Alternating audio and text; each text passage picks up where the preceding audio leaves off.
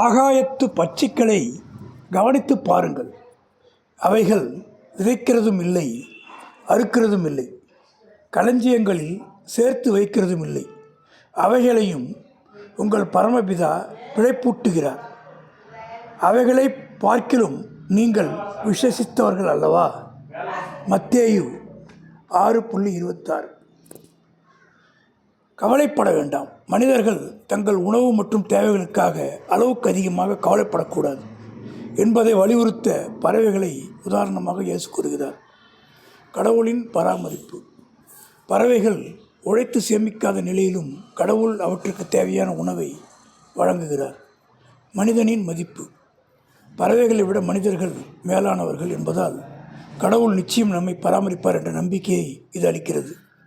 இந்த அதிகாரத்தின் பிற்பகுதியில் வசனம் 33, முதலாவது தேவனுடைய ராஜ்யத்தையும் அவருடைய நீதியையும் தேடுங்கள், அப்பொழுது இவையெல்லாம் உங்களுக்கு கைகூட கொடுக்கப்படும் என்று பைபிள் கூறுகிறது.